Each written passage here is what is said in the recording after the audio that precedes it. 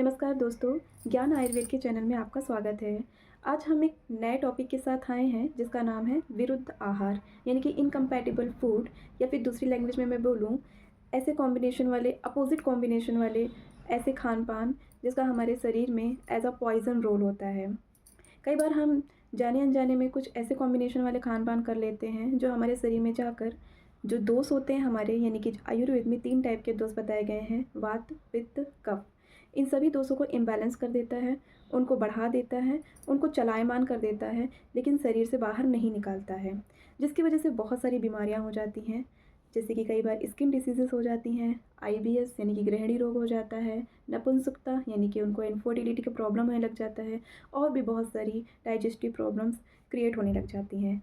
आइए जानते हैं संपूर्ण जानकारी विरुद्ध आहार की। सबसे पहले जानेंगे कि जो विरुद्ध आहार है इसका लक्षण क्या है, जिसका वर्णन आचार्य चरक ने सूत्र स्थान 26 अध्याय 26 में इसका वर्णन किया है। उन्होंने कहा है कि यत् किंचित दोषम उत्क्लेश्य न निरहति कायता, अर्थात ऐसे औषध द्रव्य या ऐसे आहार द्रव्य जिसका सेवन करने से जो दोष होते हैं वो अपने स्थान से चलायमान तो हो जाते हैं किंतु शरीर से बाहर नहीं निकलते हैं, यानी कि वो सभी जो होते हैं वो सब हमारे शरीर के लिए अहितकर होते हैं, यानी कि अच्छे नहीं होते हैं। हमारे आचार्यों ने इसके कुछ 18 टाइप्स बताए हैं विरुद्ध आहार के, जिसका मैं कुछ एग्जाम्पल के साथ आपको विरुद्ध आहार को अब हम कुछ एग्जाम्पल के साथ समझते हैं। जैसे कि पहला एग्जाम्पल है स्मूथीज़, यानी कि मिल्क के साथ कुछ ऐसे कॉम्बिनेशन, जैसे मिल्क में जब हम लोग फल को डाल देते हैं, जैसे कि कोई भी फल, ये एक विरुद्ध आहार के रूप में काम करता है, चाहे फिर वो बनाना शेक हो, एप्पल शेक हो, या फिर स्ट्रॉबेरी शेक हो।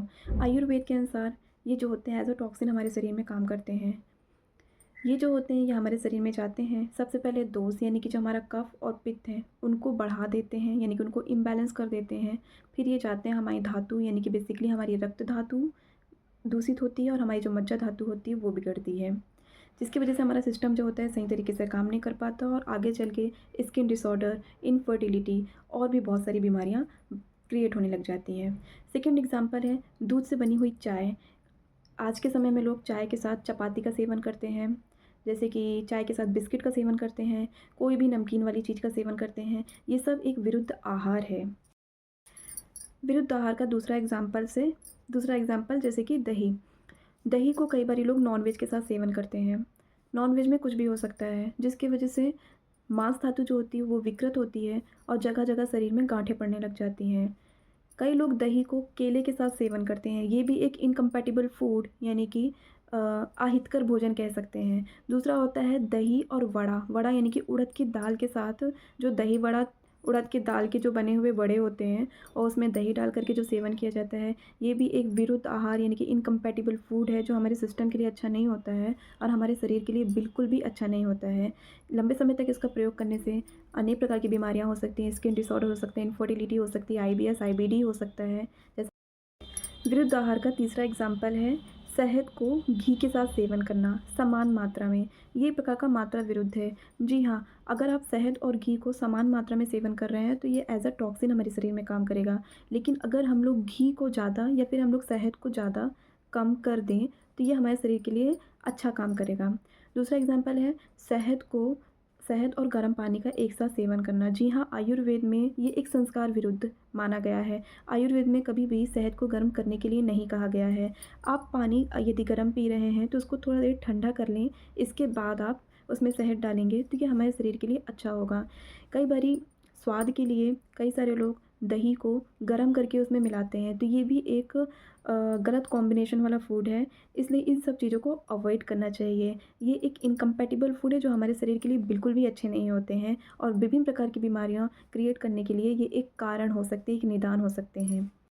विरुद्ध आहार का अगर मैं चौथा एग्जाम्पल बात करूँ, जैसे कि कई बारी हमें भोजन में हमें 2 कॉम्बिनेशन मिल जाता है, यानी कि हमें दूध की बनी हुई खीर भी मिल जाती है और कढ़ी भी मिल जाती है, जो कि खट्टी होती है।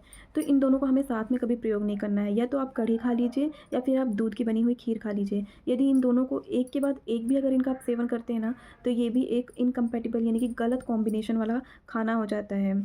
इसके अलावा जो दही बड़ा होता है, मैंने पहले ही बता दिया, दही बड़ा वह होता है दूध और खिचड़ी। खिचड़ी यानी कि जो मूँग दाल की, मूँग और चावल की जो बनाई जाती है खिचड़ी, उस खिचड़ी के सेवन करने के के बाद यदि हम दूध का सेवन कर लेते हैं तो ये भी एक विरुद्ध आहार का काम करता है, एज अ टॉक्सिन के रूप में हमारे शरीर में इकट्ठा होने लग जाता है। तो ये भी एक गलत खान पान है, इससे भी हमें बच के रहना है। विरुद्ध आहार का फिफ्थ एग्जाम्पल, जैसे कि जिम में एक्सरसाइज करने के तुरंत बाद ठंडा पानी का पी लेना। यानी कि जब हम एक्सरसाइज करते हैं तो हमारी बॉडी में हीट क्रिएट होती है, ब्लड सर्कुलेशन तेज़ हो जाता है, कहीं ना कहीं गर्माहट आती है। अब तुरंत जा कर के जब हम ठंडा पानी पी लेते हैं तो वे एक गलत कॉम्बिनेशन हो जाता है।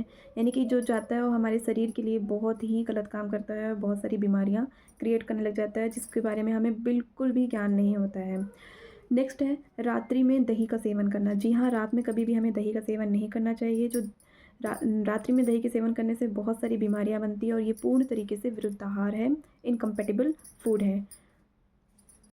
जैसे कि कई बारी घी खाने के तुरंत बाद यदि ठंडा पानी पी लिया जाए तो वो भी एक विरुद्ध आहार के रूप में काम करता है। शायद आप लोगों ने एक जलोदर नाम की बीमारी सुनी होगी, जिसे हम एसाइटिस कहते हैं। ये उसके होने का एक बहुत बड़ा कारण है, क्योंकि जो ये हमारे सिस्टम के लिए काफ़ी हैवी हो जाता है घी खाने के तुरंत बाद पिया हुआ ठंडा पानी। और कच्चा पक्का भोजन एक साथ करने से भी ये भी एक विरुद्ध आहार यानी कि इनकम्पैटिबल फूड के रूप में काम करता है। ये भी एक गलत कॉम्बिनेशन है कि कच्चा पक्का भोजन हमें एक साथ नहीं खाना चाहिए।